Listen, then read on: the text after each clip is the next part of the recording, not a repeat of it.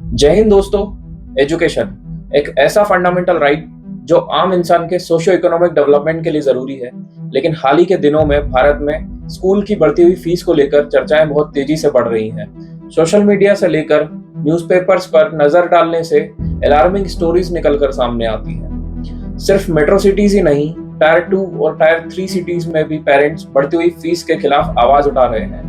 आजकल private schools pre schooling के लिए भी 2 से 4 लाख तक चार्ज कर रहे हैं, और जैसे जैसे स्टूडेंट्स हायर क्लासेस में जाते हैं उनकी एनुअल फीस और ज्यादा बढ़ जाती है। 2022 में इकोनॉमिक टाइम्स में छपी एक रिपोर्ट के अकॉर्डिंग इंडिया में प्राइवेट स्कूल्स में बच्चे की पूरी स्कूलिंग के लिए करीब 30 लाख रुपए तक लग जाते हैं। एक्सपेंसेस सिर्फ हाई ही नहीं, अनप्रेडिक्टेबल भी हो गए हैं। रिसेंटली लोकल सर्कल्स ने इंडिया की 309 डिस्ट्रिक्ट्स में एक सर्वे कराया था, जिसमें करीब 31,000 लोगों ने पार्टिसिपेट किया था। रिजल्ट्स में पता चला कि करीब 44% पेरेंट्स ने ये बताया कि लास्ट 3 इयर्स में उनके बच्चों की फीस 50 से 80% तक बढ़ गई है। स्कूल्स बिना किसी एक्सप्लेनेशन के एनुअल फीस बढ़ा देते हैं, और ये बढ़ती हुई फीस फैमिलीज पे बहुत ज़्यादा प्रेशर डाल रही है, स्पेशली मिडिल क्लास और लोअर इनकम फैमिलीज पर। ये सिर्फ कुछ ही नंबर्स नहीं है, ये वाइड स्प्रेड नेशनल इशू है। Let's look at some specific examples. एक पेरेंट को बिना इन्फॉर्म करे स्कूल ने उनके बच्चों की क्वार्टरली फीस 64,000 से बढ़ाकर 80,000 कर दी, और ये हाइक सिर्फ दिल्ली तक सीमित नहीं है, हर सिटी के सेम हाल है। मुंबई में कुछ पेरेंट्स ने रिपोर्ट किया कि उनके बच्चे की फीस 2024 में 65% तक बढ़ गई है। हैदराबाद में एक पेरेंट ने बताया कि लोअर किंडरगार्टन यानी कि एलकेजी की फीस 2.3 लाख सालाना से बढ़ाकर 3.7 लाख कर दी गई है। अब सवाल ये आता है कि क्या इसके लिए हमारे देश में कोई कानून नहीं है? इंडिया में या तो पब्लिक स्कूल्स होते हैं या फिर प्राइवेट स्कूल्स। पब्लिक स्कूल्स वो स्कूल्स होते हैं जिन्हें गवर्नमेंट फंड करती है, और इन्हें हम सरकारी स्कूल भी कहते हैं, जबकि प्राइवेट स्कूल्स को नॉन गवर्नमेंट ऑर्गेनाइजेशन रन करती है। अब चाहे सरकारी स्कूल हो या फिर प्राइवेट स्कूल, इंडिया के लॉ के हिसाब से स्कूल चलाना एक समाज सेवा है, और इससे कमाया हुआ पैसा स्कूल और बच्चों के भले के लिए ही यूज होना चाहिए। तो फिर आखिर ये प्राइवेट स्कूल्स आए दिन फीस कैसे बढ़ा देते हैं? क्या सच में समाज सेवा ही हो रही है, या फिर स्कूलों से अच्छा खासा प्रॉफिट कमाया जा रहा है?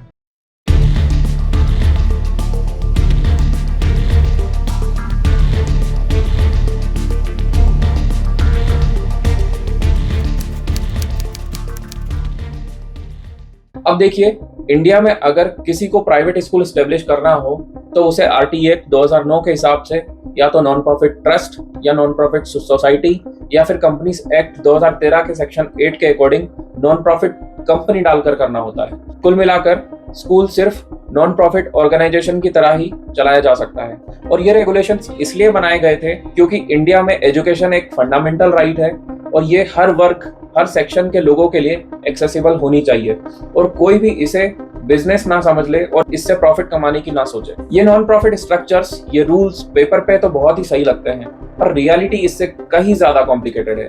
लोगों ने बहुत सारे क्रिएटिव तरीके निकाल लिए हैं प्राइवेट स्कूल से प्रॉफिट कमाने के।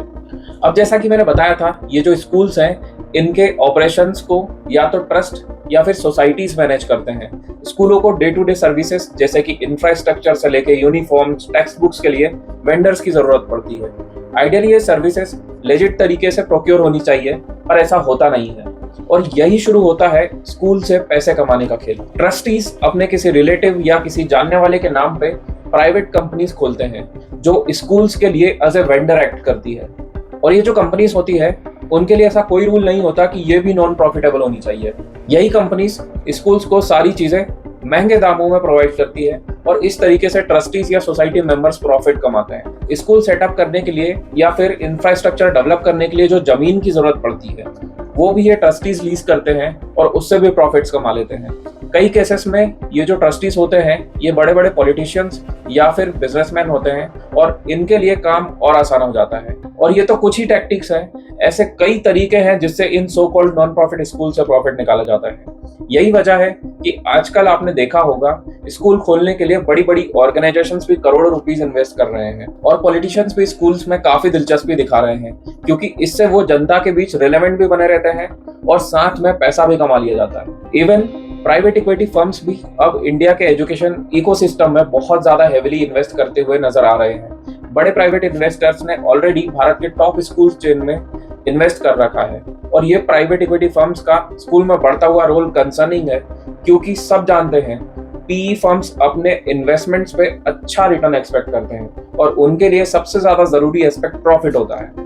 अब क्योंकि स्कूल्स इतने हाई एक्सपेंसेस दिखाते हैं तो वो आए दिन स्टूडेंट्स की फीस बढ़ा देते हैं और पेरेंट्स की जेब से किसी भी तरीके से फीस के नाम पर पैसा वसूल लिया जाता है। प्राइवेट स्कूल्स अलग अलग तरीके के हथकंडे अपनाते हुए देखे जाते हैं। बच्चों की ड्रेस में छोटे मोटे चेंजेस करके पेरेंट्स को अपने किसी वेंडर से ही ड्रेस लेने के लिए बोलते हैं। करिकुलम में छोटी मोटी चीजें ऐड करके पेरेंट्स से किसी स्पेसिफिक वेंडर से ही महंगी किताबें खरीदने को बोल देते हैं। फीस स्ट्रक्चर में ना जाने कौन से फैंसी टर्म्स ऐड करके पैसे वसूल लिए जाते हैं। Annual charges, miscellaneous charges, smart classes charges, sports fees, parents orientation charges और ना जाने क्या क्या ऐड कर दिया जाता है। स्पेशली कोविड पैंडेमिक के बाद प्राइवेट स्कूल्स की फीस में एक शार्प राइज देखने को मिला है। इसके अलावा स्कूल्स एक और कॉमन रीजन देते हैं कि उनको टीचर्स के पैकेज को रिवाइज करना पड़ता है। अब देखिए, टीचर्स को फेयर कंपेंसेशन मिलना चाहिए और इस बात से मैं भी एग्री करता हूँ, पर क्या उनको सच में अच्छा कंपेंसेशन मिलता है या ये सिर्फ पेपर पे ही है? कई रिपोर्ट सामने आती हैं जिसमें ये पाया गया कि स्कूल्स अपने स्टाफ को उतना पे करते ही नहीं है जितना वो एक्सपेंसेस में दिखाते हैं। एक और बड़ा रीजन जो स्कूल्स बताते हैं वो ये है कि इंफ्रास्ट्रक्चर डेवलपमेंट करना है या फिर स्कूल का मेंटेनेंस करना है। अब देखिए, स्कूल्स बताते हैं कि उनने स्मार्ट क्लासेस, लैब्स, ऑडिटोरियम्स जैसी चीजों पर कितना इन्वेस्ट किया है। इवन एसी इंस्टॉलेशन जैसा रीजन भी दिया जाता है फीस बढ़ाने का। देखिए, स्कूल्स में अच्छा लर्निंग एनवायरनमेंट बहुत इंपॉर्टेंट होता है, लेकिन जब रिपोर्ट्स आती है कि दिल्ली में किसी स्कूल ने एसी इंस्टॉलेशन के लिए 12 करोड़ रुपए क्लेम किए हैं, तो फिर इन सब चार्जेस की ट्रांसपेरेंसी और नेसेसिटी को लेके डाउट आ जाता है।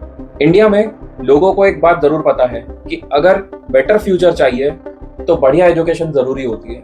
इंसान अपने दूसरे खर्चे कम कर देगा, लेकिन अपने बच्चों को अपनी लिमिट से भी ज्यादा बेटर एजुकेशन प्रोवाइड करने की कोशिश करता है और प्राइवेट स्कूल्स इसी बात का जमकर फायदा उठाते हैं। उन्हें पता है कि पेरेंट्स बच्चों के एजुकेशन के लिए ज्यादा फीस भी दे देंगे। हमारे देश में यह आम धारणा है कि जो चीज जितनी ज्यादा महंगी होगी वो उतनी ही बेटर होगी, पर यह बात हर जगह लागू नहीं होती। स्कूल्स स्टेटस का गेम बहुत ही अच्छे से खेलते हैं। वो पेरेंट्स के दिमाग में बातें इंजेक्ट करते हैं कि हमारे यहाँ क्या क्या सुविधाएं हैं। जब आप अपने बच्चे का एडमिशन करवाने जाते हैं तो वो आपको ये बताते हैं कि उनके यहाँ स्विमिंग पूल है, स्मार्ट क्लासेस हैं, इसके अलावा दूसरी फैसिलिटीज दिखाई जाएंगी। स्कूल्स क्वालिटी एजुकेशन प्रोवाइड करने की जगह अपने आप को एक एलिट ब्रांड की तरह सेल करते हैं और जो लर्निंग आउटकम है उसके बारे में कोई बातें नहीं करते, क्योंकि उसमें तो केंद्रीय विद्यालय और नवोदय विद्यालय जैसे स्कूल टॉप पर रहते हैं। फीस वसूलने में जरूर सारे प्राइवेट स्कूल टॉप पर दिखेंगे। अब देखिए, हमारा constitution right to education act के अकॉर्डिंग फ्री और कंपलसरी एजुकेशन तो प्रॉमिस करता है, पर अभी भी गवर्नमेंट स्कूल्स अच्छा इंफ्रास्ट्रक्चर, बेहतर टीचर्स प्रोवाइड करने में असफल नजर आते हैं और इसी की वजह से लोअर इनकम फैमिलीज को भी प्राइवेट स्कूल्स की तरफ जाना पड़ता है, भले ही वो इसको अफोर्ड कर पाए या नहीं। तो आखिर इन इश्यूज को रिजॉल्व करने के लिए गवर्नमेंट को क्या करना चाहिए? गवर्नमेंट ज्यादा स्ट्रॉन्गर फी रेगुलेशन लॉज बना सकती है जिससे इन बढ़ती हुई फीस पर काबू पाया जा सके। स्कूल्स के टाइमली इंस्पेक्शन कराने चाहिए जिससे स्कूल के फाइनेंसेस की ट्रांसपेरेंसी बनी रहे और गवर्नमेंट को केंद्रीय विद्यालय और नवोदय विद्यालय के मॉडल्स को रेप्लिकेट करके और ऐसे इंस्टीट्यूट्स ओपन करने चाहिए जिससे सच में लोगों तक अच्छी एजुकेशन पहुंच सके। इसके अलावा पब्लिक स्कूल्स के इंफ्रास्ट्रक्चर को मॉडर्नाइज करने की जरूरत है। टीचर्स को क्वालिटी ट्रेनिंग प्रोवाइड करके प्राइवेट स्कूल्स का अच्छा अल्टरनेट ऑप्शन बनाया जा सकता है। ऐसी गवर्नमेंट पॉलिसीज बनाई जा सकती हैं जो उन प्राइवेट स्कूल्स को हेल्प करे जो अफोर्डेबल प्राइस पे अच्छी एजुकेशन प्रोवाइड कर रहे हैं। एजुकेशन लोगों को एम्पावर करने के लिए होनी चाहिए, ना कि बैंकरप्ट करने के लिए। आपके इस बारे में क्या विचार है कमेंट सेक्शन में लिखकर जरूर बताइएगा। आज के लिए इतना ही। अगर आपने हमारे चैनल को सब्सक्राइब नहीं किया है तो please subscribe it and don't forget to press bell icon. Thank you.